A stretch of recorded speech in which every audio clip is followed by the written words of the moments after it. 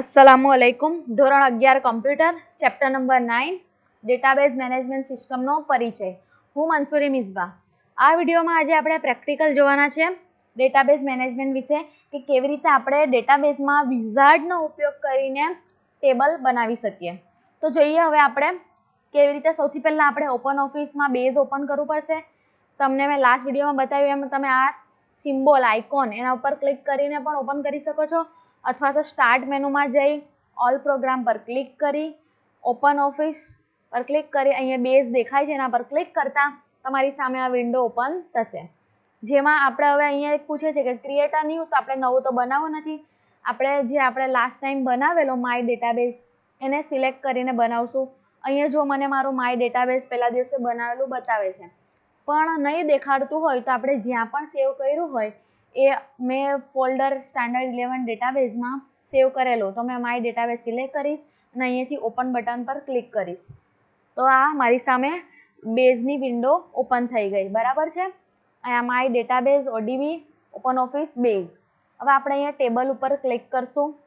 એ તમને 3 ઓપ્શન બતાવે છે: create table in design view, use wizard to create table અને ક્રિએટ વ્યૂ.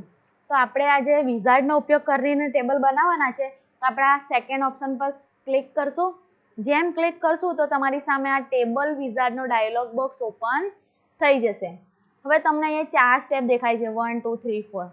સૌથી પહેલાં આપણે કહે છે કે select fields for your table. હવે સૌથી પહેલાં આપણે અહીંયા ટેબલની કેટેગરી આપણે સિલેક્ટ જોઈ લઈએ કે કેટેગરી એક બિઝનેસ છે અને પર્સનલ છે. તમે જેમ સિલેક્ટ કરશો તેમ એ પ્રમાણે ટેબલ બતાવશે. અહીંયા બિઝનેસ છે તો એમાં જો ટાસ્ક, ઇવેન્ટ, ઓર્ડર, ઇનવોઇસ આ બધા ટેબલ પહેલાંથી બનેલા છે, બરાબર છે. પર્સનલમાં જોઈએ તો અહીંયા જુઓ plants, author, library, recipe, account આ બધા પહેલેથી બનેલા છે. હવે આપણે બિઝનેસમાં એક લઈને કેટેગરી સિલેક્ટ કરીને આપણે બનાવવાના છે. હવે આમાં શું છે, બનેલા ટેબલને ખાલી તમારે યુઝ જ કરવાના છે તમારે આ સ્ટેપથી, બરાબર છે. એટલે તમારે વધારે મહેનત નહીં પડે. અહીંયાથી આપણે સમજો કે એક એમ્પ્લોય ટેબલ લઈ લઈએ, આપણે એમ્પ્લોય ટેબલ બનાવીએ, બરાબર. મેં ટેબલ સિલેક્ટ કર્યું તો એ પ્રમાણે જો અહીંયા ફિલ્ડ બદલાઈ ગઈ. ફિલ્ડ એટલે કે તમે ટેબલમાં જે ખાના બનાવો ને, તો સમજો કે સ્ટુડન્ટ ટેબલ હોય તો રોલ નંબર, એનું નામ, જીઆર નંબર, બરાબર. એવી રીતે અહીંયા આ પ્રમાણે અહીંયા ફિલ્ડ આવી છે. હવે અહીંયા આ જે બટન જે આપેલા છે એનો મતલબ શું છે? એનો મતલબ એ છે કે તમારે આ ટેબલની ફિલ્ડ જોઈતી હોય, આ ફિલ્ડ છે એમાંથી તમારે જોઈતી લેવાની. આ બધાની કંઈ જરૂર છે આપણાને? આ social security number, state of Providence કંઈ જરૂર નથી આપણાને. તો આપણે આ બધી નહીં લેવાની, આપણને જોઈતી. તમારે બધી જોઈતી હોય તો તમારે આ બટન ઉપર ક્લિક કરવાનું. જો અહીંયા બધી ફિલ્ડ આવી ગઈ, પણ આપણે નથી જોઈતી તો હું આ બટન પર ક્લિક કરીશ તો બધી પાછી નીકળી જશે. ઓકે.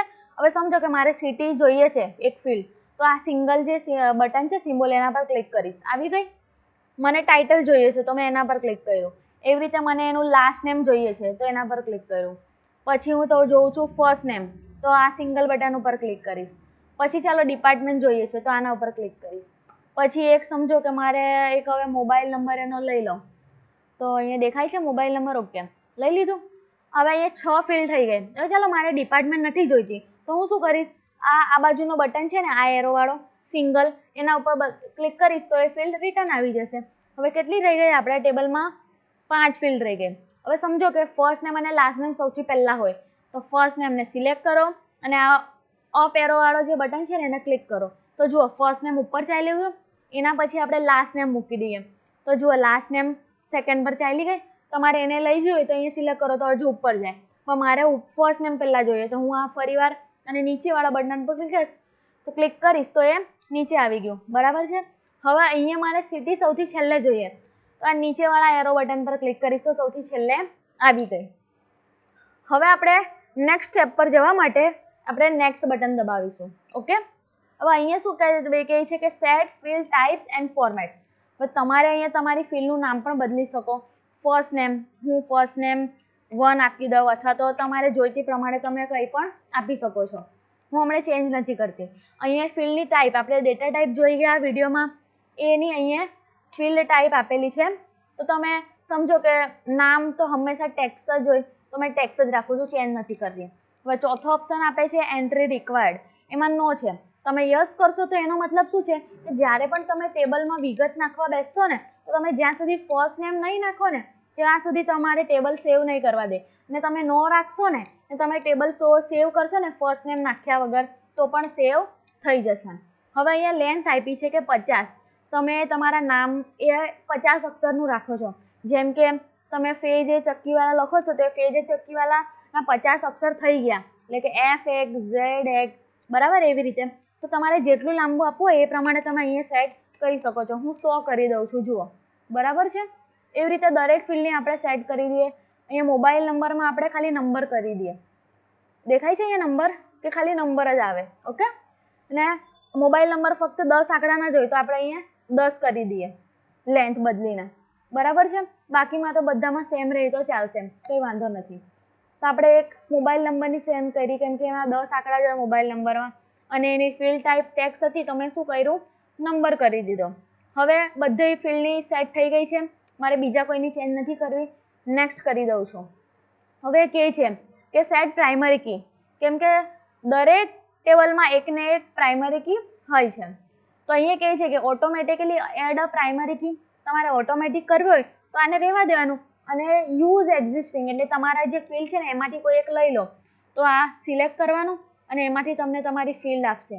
આપણી જે 5 ફિલ્ડ છે ને એમાંથી આપણે એક લઈ લેવાની. તો આપણે સમજો કે હું હમણાં ઓટોમેટિક આ રાખું છું પહેલો ઓપ્શન, બરાબર છે. ને હું એને નેક્સ્ટ કરું છું. હવે અહીંયા ટેબલ, હવે તમે ટેબલનું નામ પણ બદલી શકો કે એમ્પ્લોય ટેબલ _1, બરાબર. અને આવી રીતે તમારે નામ બદલવા હોય તો તમે બદલી શકો છો, હું નથી બદલતી. અને ફરી અહીંયા ઓપ્શન આપે છે કે what do you want to do next, એટલે કે તમે આ ટેબલ તો અહીંયા બની ગયો, તમારો છેલ્લો સ્ટેપ છે આપણો.